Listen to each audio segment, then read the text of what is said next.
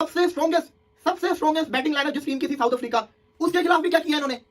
Africa का क्या हाल है? थोड़ा सा ये बताइए कि जडेजा खाते क्या है? ये क्या बंदा है कि उसी टाइम खाली परफॉर्मेंस दिखाएगा जब टीम इंडिया को सख्त जरूरत होगी।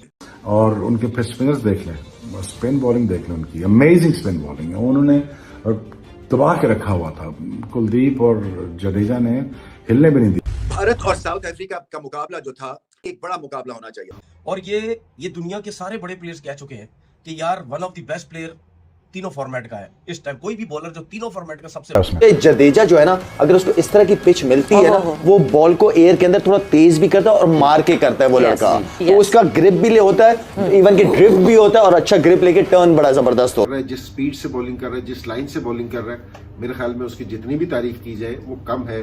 यारो बैटिंग टीम जाए तो जाए कहां पर जाए? बुमराह से बचते हैं सिराज आ जाता है, सिराज से बच के निकलते हैं तो जडेजा आ जाता है। और भारत की जो ऑलराउंड स्ट्रेंथ है बॉलिंग में, वो इसी से आपको अंदाजा लगा लें कि अगर पहली इनिंग्स डोमिनेट की फास्ट बॉलर्स ने, क्योंकि अगेन स्विंग हो रहा था, सीम हो रहा था, तो दूसरी इनिंग्स में जब कंडीशंस माइल्ड हुई सीम बॉलर्स के लिए, तो स्पिनर्स जो हैं उन्होंने डोमिनेट किया। रविंद्र जडेजा की आंधी आई, बैट्समैनों के लिए शामत लाई। ये असल इंडियन टीम, इनके बॉलर्स अनप्लेएबल हो जाते हैं जब ये स्पिन ट्रैक के ऊपर खेलते हैं। और ये जो पिच है, तोबा तोबा तोबा, जितनी तारीफ करे जडेजा की उतनी। इंडिया की टीम के मेन प्लेयर टेस्ट क्रिकेट में भी इंडियन पिचेस का सबसे कामयाब बॉलर ये खुद है, क्योंकि इनकी बॉल के अंदर जो ट्रेजेक्टरी है वो विकेट टू विकेट बॉल, जो स्टंप टू स्टंप बॉल करने की ट्रेजेक्टरी के साथ पेस बहुत है।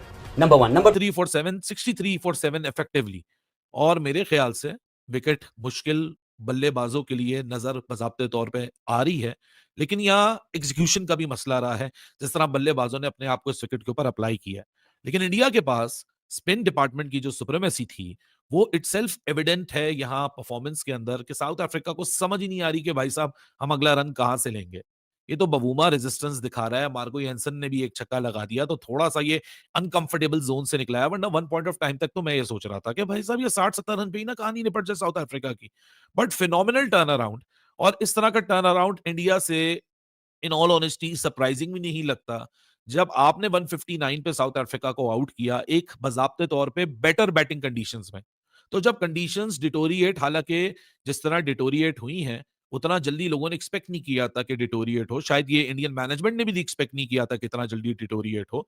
ये कंडीशंस बहुत जल्दी डिटोरिएट हुई हैं, but in the favour of the host, the home team, because deterioration के साथ चौथा स्पिनर, तीसरा नंबर, वो एक एंटायरली डिफरेंट डिबेट है। क्योंकि जब ऐसी आपके पास ऑफरिंग्स हो, यहां थोड़ा बहुत भी परचेज हो, तो वहां कुलदीप यादव जैसे जो स्पिनर इतनी स्ट्रॉन्ग है, क्विक आर्म एक्शन है, रिपीटेबल एक्शन है, विकेट टू विकेट बॉल करते हैं, और अगर 1-2 इंच की भी इनको स्पिन मिल जाए तो ये अनप्लेबल हो जाते हैं, क्योंकि रफ्तार से गेंद आता है बैट्समैन के पास, और फिर वेरिएशन भी है, और कंट्रोल में इंतहा अच्छा है। फास्ट बॉलिंग तो चले, चर्चा हो ही रहा है भारत का, मगर जब आपका सेकंड लाइन ऑफ डिफेंस जो कि भारत की स्पिन है, वो फर्स्ट लाइन बन के किसी भी दिन उभर के सामने आ सकती है, तो आप समझ लें कि ये कितना बड़ा बॉलिंग अटैक है। सो जडेजा का आउटस्टैंडिंग दिन था, बहुत आला ऑलराउंड क्रिकेटर हैं, और इनको देख के खुशी होती है, इसलिए कि स्माइल है इनके चेहरे पे, फील्डिंग जानदार करते हैं और मौके के ऊपर काम करके दिखाते हैं भारत के लिए। 36 रन किए, 3 चौके जिसमें शामिल हैं, उसके अलावा बाकियों को कोई समझ नहीं आ रही क्या करना है, कैसे करना है। तो बवूमा के लिए ये पिच जरा आसान है, लेकिन बाकी सब के लिए ये माइंड फील्ड जो मैंने लिख के डाला हुआ, ये पिच इसी तरीके की है, कोई समझ नहीं आ रही। कोई गेंद जो है वो बाउंस अच्छा खासा पिच में, स्पिनर्स के लिए भी, फास्ट बॉलर्स के भी, और कोई गेंद नीचे रहता है, कोई ऊपर, कोई शार्प टर्न। तो यहाँ पे भाई कुछ समझ नहीं आ रहा क्या करना है, कैसे करना है। और सूरत हाल जो है वो अब काफी कशीदा हो गई है साउथ अफ्रीका के लिए। साउथ अफ्रीका ने फाइट अच्छी की है, नो डाउट, इस मैच में, लेकिन यहाँ पे जो 7 आउट है, 7 की बजाय कोई 5 आउट होते तो वो अच्छा फील कर रहे होते कि चलो हमारे 63 रन ऊपर है, 5 आउट है, हम कोशिश करेंगे 50 को रन और ऊपर डालें। और लेकिन वैसा अब दिख नहीं रहा। 2 सूरतें यहाँ पे बैटिंग करने की, एक तो जैसे बवूमा खेल रहा है, टाइम लेके समझ के, उसके लिए आपको गेंद की लाइन और लेंथ को समझ के खेलना पड़ेगा, फिर आप, या जिस तरीके से केएल राहुल खेल के गया वाशिंगटन सुंदर। और एक दूसरा तरीका यह है कि फिर जिस तरीके से ऋषभ पंत वगैरह खेले, या अभी मार्को यानसन ने जो कोशिश की कि चलो एक छक्का भी मारा उसने, वो ऑलमोस्ट उस स्टेज पे फिर हर बॉल भी मारने की कोशिश कर रहा था कि जो भी तेज 10, 15, 20 रन ऐड हो जाएं उतना ही क्रूशियल है। तो मैंने आपसे बोला था अभी जब टीवी में मुलाकात हुई थी, ये जो 30 रन इंडिया ने ऊपर छोड़े हैं, ये 2 विकेटों के इक्वलेंट ये रन हैं, और वो 2 विकेटें फिर उसके अंदर आ गई। फिर जडेजा ही वाज अमेजिंग, उसने एक ही ओवर में 2 खिलाड़ी आउट किए। तो जो मैंने आपसे बात की थी कि यहाँ पे हर 10, 12, 15 रन पे एक आधा विकेट तो गिरेगा, इतने रन के अंदर अंदर एक आधा विकेट तो गिरता रहेगा, हर 10 12 15 रन के अंदर अंदर एक एक विकेट गिरेगा और मोरलेस उसी तरह की सूरत है 93 पे। तो दोस्तों आज जडेजा ने क्या खेला है भाई, जडेजा ने 4 विकेट लिया है और पाकिस्तान मीडिया ये तारीफ करते नहीं सकते क्योंकि इनके पास जडेजा जैसा स्पिनर नहीं है, वो भी बहुत ही तारीफ कर रहा है और इन लोगों को समझ में नहीं आ रहा है क्या बोले क्या नहीं बोले, क्योंकि जडेजा बहुत पुराना प्लेयर है, ठीक है। और इन लोगों का रिएक्शन देखो, रिएक्शन अगर अच्छा लगे तो भाई लाइक सब्सक्राइब जरूर से कर देना।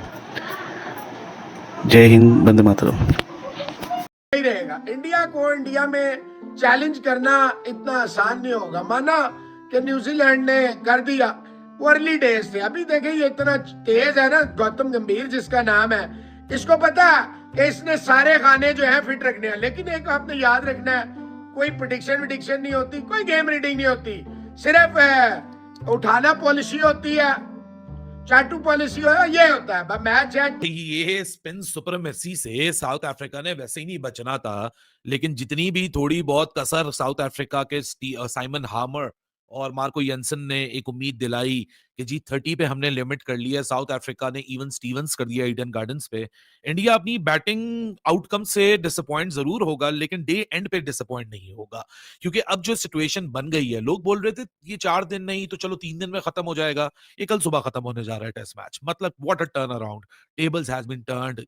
रविंद्र जडेजा आज 148 एड्स की टेस्ट विकेट हिस्ट्री का वो चौथा ऑलराउंडर बना है जिसके 4000 टेस्ट रन हैं, 300 टेस्ट विकेट्स हैं। लेकिन जिन विकेटों में पेस हो, बाउंस हो और टर्न हो, वहां रविंद्र जडेजा की राइट हैंडर्स आउटसाइड एज अपना बचा लें, बड़ा मुश्किल होता है। रविंद्र जडेजा, कुलदीप यादव, अक्षर पटेल, वॉशिंगटन सुंदर की तो जरूरत ही नहीं पड़ी, यही 3 काफी हैं।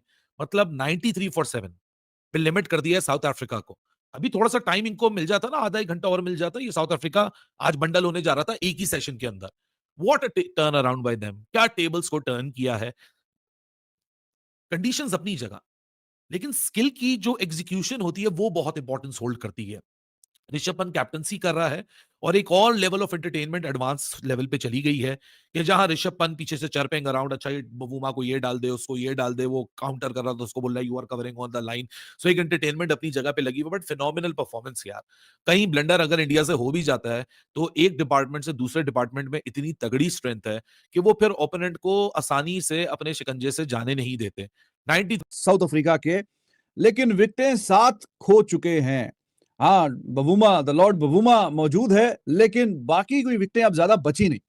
तो ये मैच इंटरेस्टिंग बनाने के लिए और उस पोजीशन में लेके जाने के लिए कि साउथ अफ्रीका को भी होप रहे, तो जितने रन्स उनके अभी हैं लीड के, इसको डबल कर दें आप। इसको डबल करेंगे तो तब जाके शायद कि उस पोजीशन में पहुंच सकता है कि हाँ मैच यहां से फिर किसी तरफ भी जा सकता है। तो वो 63 रन तो जो बोर्ड पे हैं, इसको डबल करना पड़ेगा। 125 रन्स कहीं ना कहीं ऊपर हो तो फिर वो फील कर सकते हैं कि yes we can defend this total. लेकिन उससे नीचे नीचे मेरे ख्याल में इंडिया कंफर्टेबल रहेगा और ऐसा लग रहा है कि 100 के नीचे कहीं ना कहीं टारगेट मिलेगा। 3 विकेटें हैं अभी बाकी और उसमें बड़ा विकेट बवूमा का है। Bavuma the way he is playing लग रहा है कि उसके लिए पिच बड़ी आसान है और वो ठीक मतलब समझ आ रही है उसको। अच्छी खासी गेंदें वो खेल चुका है। टोटल अगर देखा जाए तो बवूमा साहब कितनी गेंदें खेल चुके हैं, तो बवूमा 78 गेंदें खेल चुका है, ऑलमोस्ट 13 ओवर, पूरे 13 ओवर खेल चुका है।